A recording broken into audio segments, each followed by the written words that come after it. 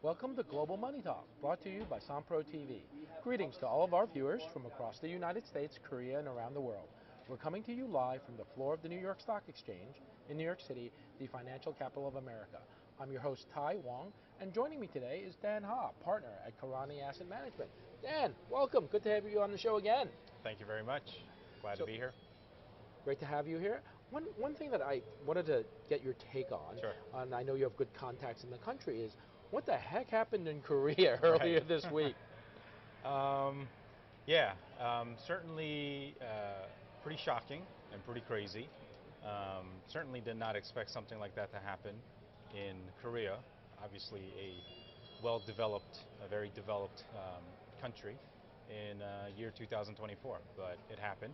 I've been I still have lots of friends, family members in Korea, and been speaking with them constantly. How I would characterize it is, it's been roughly about 48 hours since it happened. I think it's fair to say that the first 12 hours or so, which was nighttime there into the morning, was sort of characterized by confusion, really. People didn't really know what was going on, completely unexpected, and a lot of people at first thought it was a joke or fake news or something, and so lots of confusion. I think the markets were confused. And for me too, initially I was like, wait, what? And once it became clear that this was really in place, to be honest, personally, it was hard to take it really seriously. And I thought it was, okay, fine, it's really happening, but it's probably a chess move.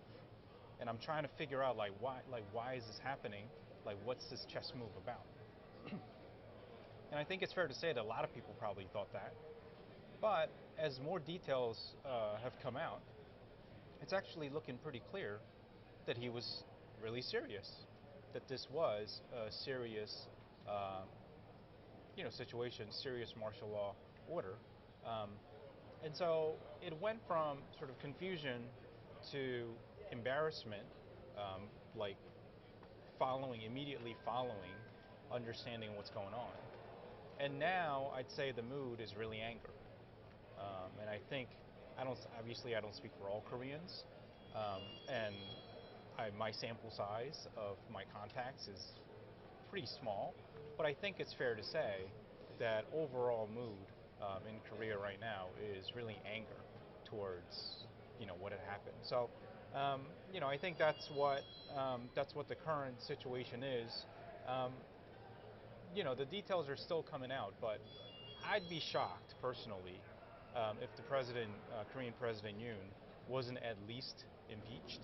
Um, I think impeachment is a very, very high probability outcome, and it's also looking like a, it's also looking like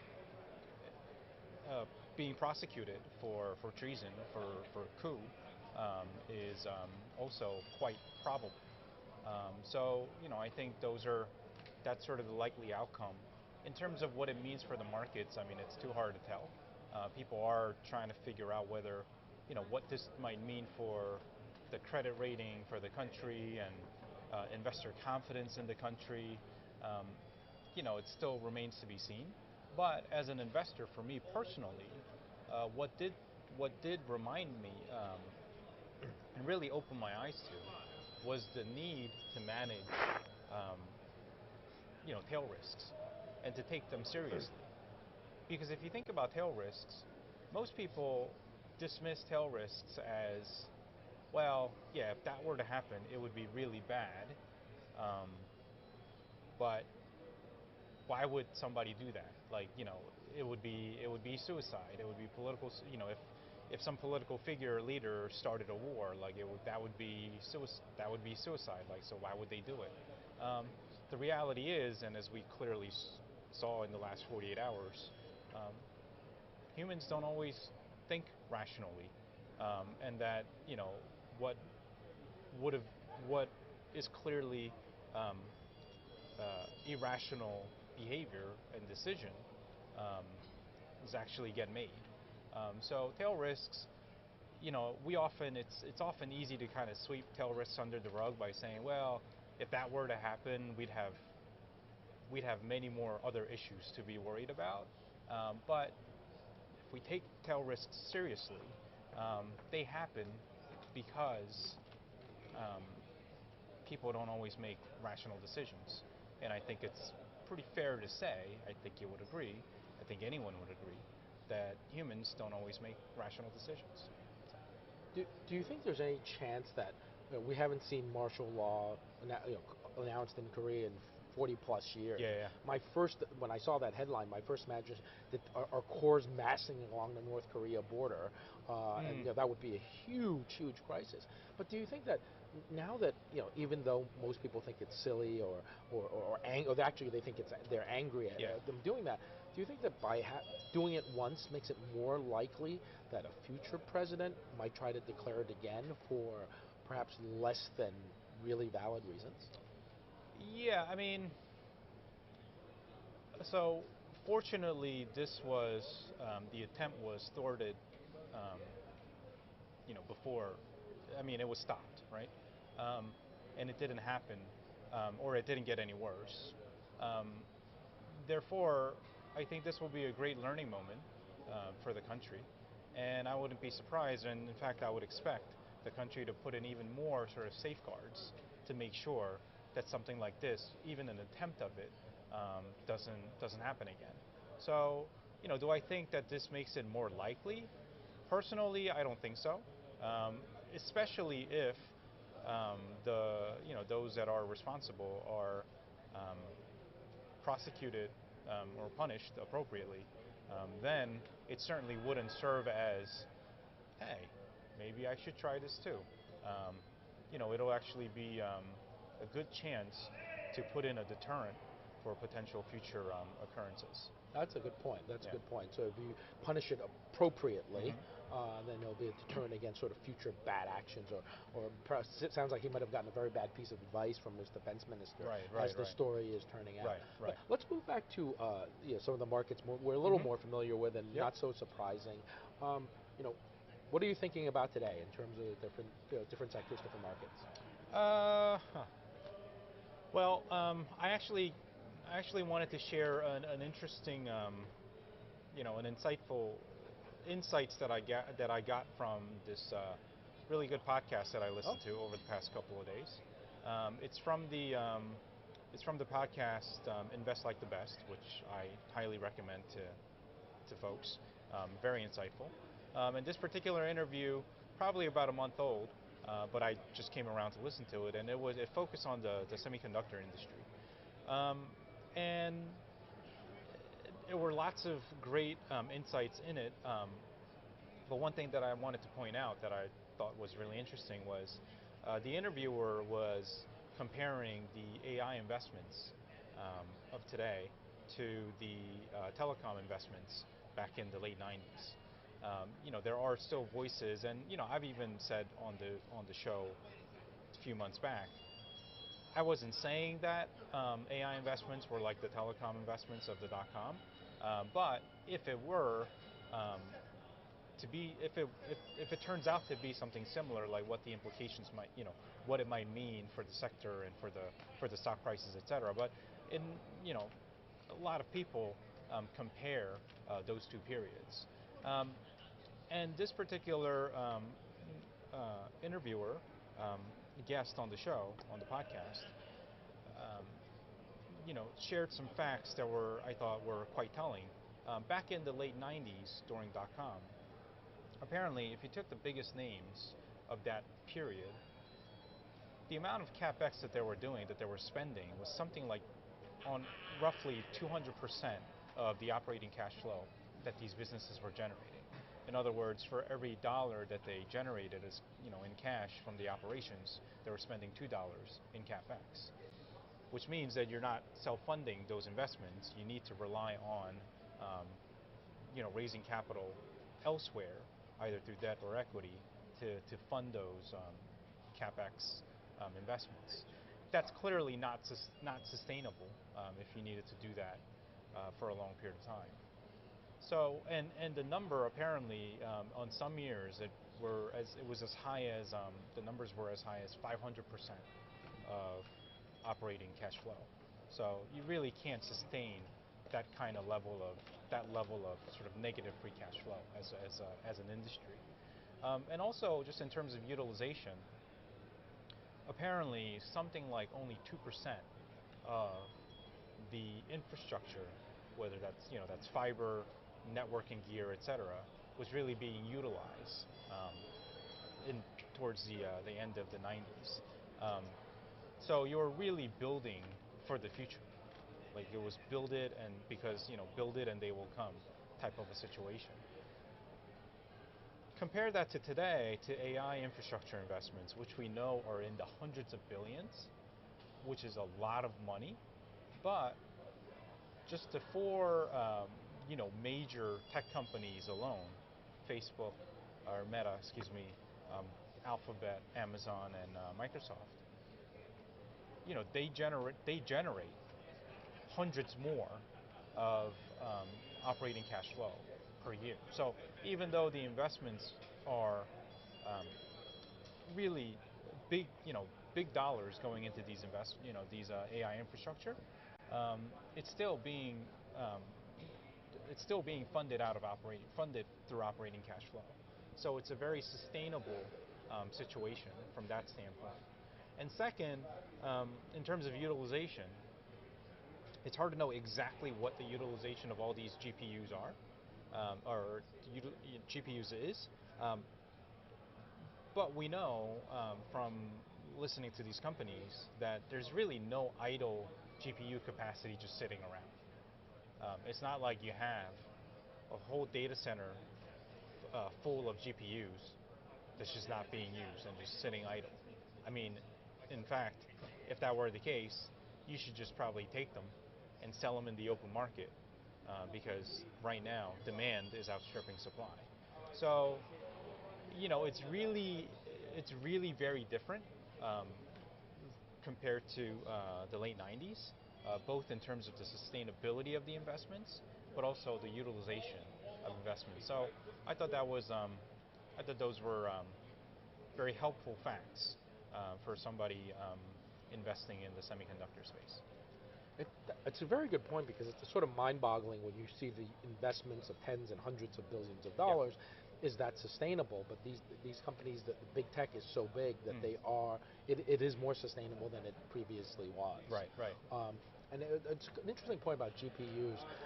Sometimes I guess you have a baseline usage of computing power, but at some point maybe you get spikes, and can you handle those spikes? And we're both from trading backgrounds. Yeah. Sometimes those spikes are completely unpredictable. Right, And if you don't have a little spare capacity or potentially a lot of spare capacity, Right. you're gonna lock up and slow down. And so that is an interesting point, probably Yeah. worth looking at some more.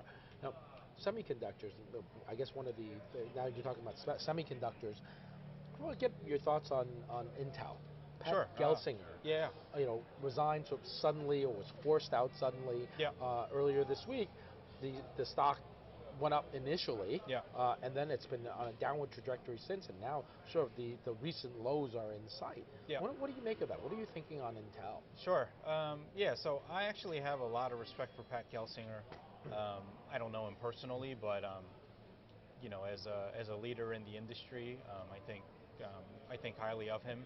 In fact, when it was announced that he was going to run Intel to turn it around, he was the reason why we at my firm actually briefly considered investing in Intel.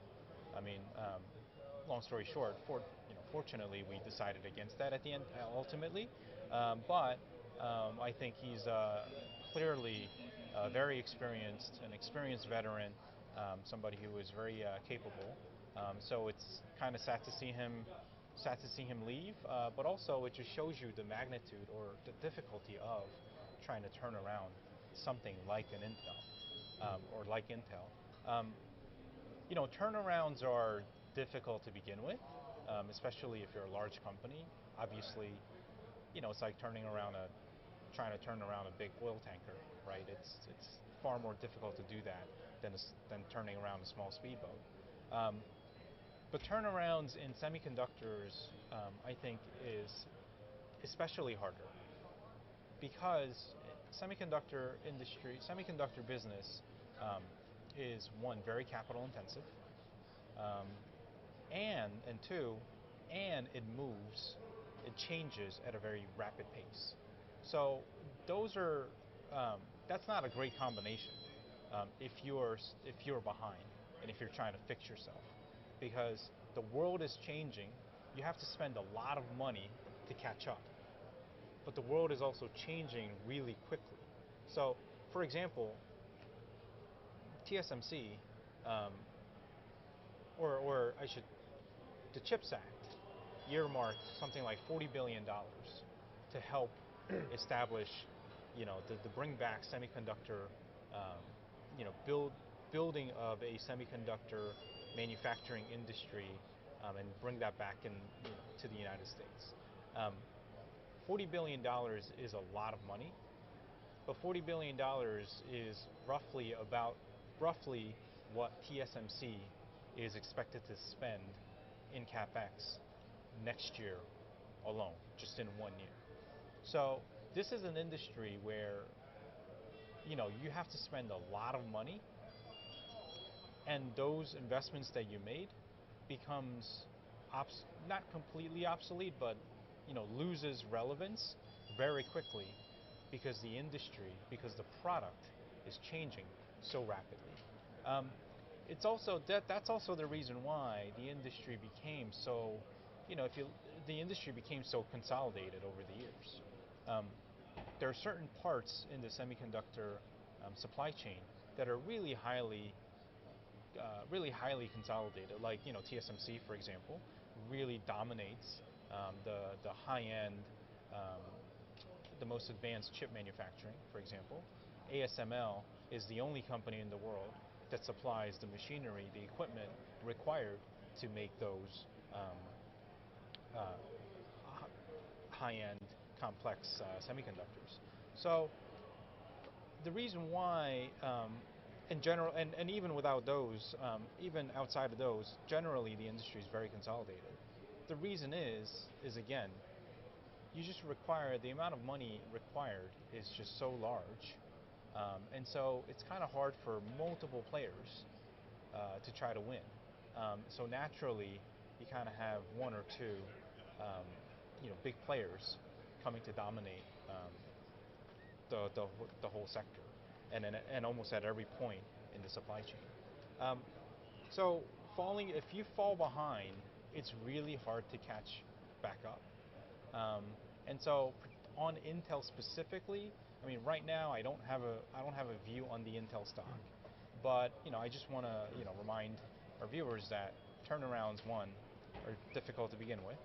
Turnarounds in semiconductors is I think even more difficult, which is also a lesson for others in the industry that you might be a leader today, but the position can change pretty quickly in this industry. Now, leaders could get dethroned in any industry. I mean, that's just the way things are.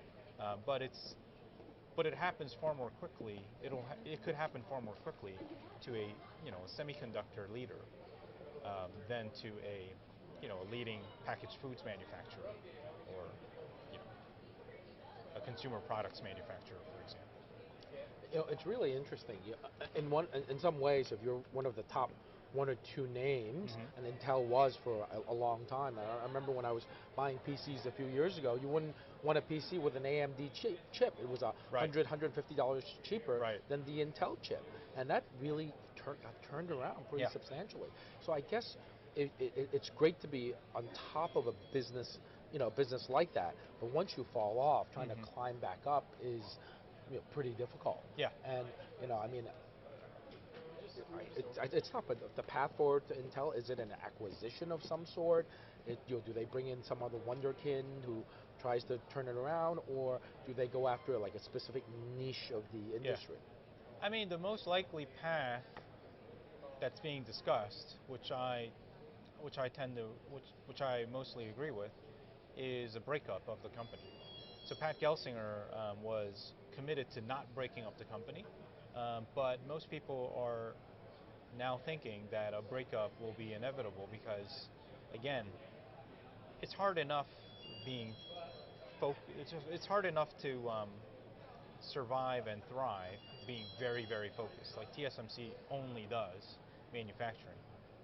NVIDIA only designs. There are companies like Cadence and Synopsys that only do what's known as EDA tools.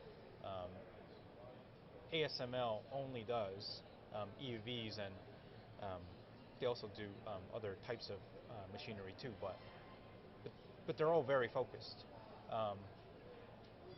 And it's not to say that you have to, that's the only path forward, but what I am saying is it's hard enough being really focused, but Intel trying to be both, a designer of chips and also a manufacturer through the foundry operation. We could probably agree that Intel tried really hard at trying to be both, and the best path forward probably is to break up the company. And we just saw that with GE, which was once the wonder conglomerate built under Jack Welch, and now it's sort of three different companies. I noticed that I had some GE shares, and now I have like three different names. Trying to figure out which one was which. Yeah. But let's shift gears a little bit and talk about industries that are maybe not so concentrated. The barriers are so high. Industries like that, I mean, we were talking a little bit actually before the show about like motels. Right. Now, the thinking behind something like that must be very different than semis. Right. No. Right. So you and I were talking about the motel industry, right? And so apparently, something like 70%, 75% of the motels in the United States are owned by Indian Americans with the last name Patel. That's remarkable. Right. So they're not. I mean, they're, at some point in the ancestry, I'm sure, they're, share the same ancestors and are really a very large extended family. But a lot of them come from a particular region in India called Gujarat, and these folks basically migrated came to the United States decades ago and got into the motel business. And ultimately, at that time, clearly they didn't control 70%. As many immigrant families do, you come here, you try to look for a small business to run because getting a job isn't always that easy. So you look for a small business to run, and there were the motels. They go and buy a motel, and in that business, motels really it's really a commodity business. You don't go to motels for the experience. You go to motels when you're on a road trip. Excuse me, road show. It shows you the Wall Street background of me. The you're on a road trip and you just need to stay somewhere for the night, and so you're going to go to wherever you get the best value, and you're not going to be that picky. So it's really a commodity product, and in the commodity industry, the lowest cost operator is really hard to, if not impossible, to compete against. So what these folks did was they'd go, they buy a motel, and they would actually live there. So instead of paying mortgage somewhere else and then just coming to the motel to work, they would actually live in the motels to save on housing costs. And often they would have large families, and the whole family, it would be a family business. The whole family would work there. And motels are also very labor-intensive business. So that's a competitive advantage if you've got your own labor, basically. And so that's how they competed, by being very, very cost conscious in a commodity industry. And so eventually it was impossible to compete with somebody who had lower operating costs than you. And that's how. And then they would mortgage their first property, buy a second property, repeat, do the third, and then expand. And so that's how they came to really dominate and the motel industry. So it's really a stark contrast to the semiconductor industry, where the capital intensity and the complexity of the product makes it so that the barrier to entry in that industry is really, really high. You can't just show up and start competing. In many commodity industries, you can. Motels, again, it requires some capital, but nothing like the semiconductor industry, right? Restaurants, same thing. Consumer products, same thing. These are industries where, interestingly, the barriers to entry is actually really low, so it's easy to get started, but the barrier to scale is really high.